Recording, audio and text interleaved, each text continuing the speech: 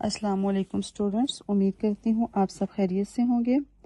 آپ سب مطالعہ قرآن کی بکس نکال لیں اور بک کا پیج نمبر 48 کھولیں۔ آج کا ہمارا ٹاپک جو ہے وہ ہے سورہ حج۔ سورہ حج قرآن مجید کی 22ویں سورت ہے اور اس کے کل رکوع 10 اور کل آیات 78 ہیں۔ سورہ حج مدنی سورت ہے۔ اس سورت کے بارے میں کہا جاتا ہے کہ اس میں مکی اور مدنی دونوں صورتوں میں بیان ہونے والے مضامین کا تذکرہ ہے۔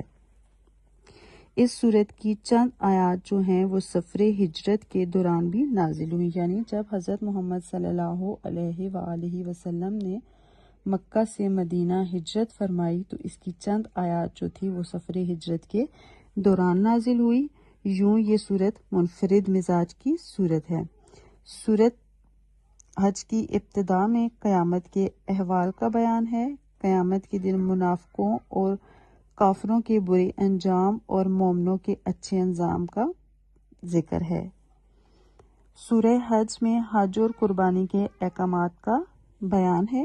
مشرکوں کے خلاف جہاد کرنے کی اجازت دی گئی ہے اور شرک سے منع کیا گیا ہے۔ سورت کے آخر میں تمام انسانوں کو ایمان لانے کی بھرپور دعوت دی گئی ہے۔ نیز بتایا گیا ہے کہ اللہ نے فرشتوں اور انسانوں میں سے جسے چاہا پیغام پہنچانے کے لیے منتخب فرمایا اور رسول صلی اللہ علیہ وآلہ وسلم کی امت جو ہے، جیسا کہ آپ سب کو پتہ ہے حضرت محمد صلی اللہ علیہ وآلہ وسلم کی امت آخری امت ہے اور ان پر نازل ہونے والی کتاب قرآن مجید بھی اللہ تعالیٰ کی آخری کتاب ہے، اور اس صورت میں اس خاص امت کا نام جو ہے وہ مسلمان رکھا گیا ہے۔ اس صورت مبارکہ میں اہل ایمان کو عمل صالح کرنے اور امت والی ذمہ داری ادا کرنے کا حکم دیا گیا ہے، اور ساتھ ہی رسول صلی اللہ علیہ وآلہ وسلم کو امت پر گواہ بنانے اور امت کو عام لوگوں پر گواہی کا شرف بخشنے کا ذکر فرمایا گیا ہے۔ حضرت محمد صلی اللہ علیہ وآلہ وسلم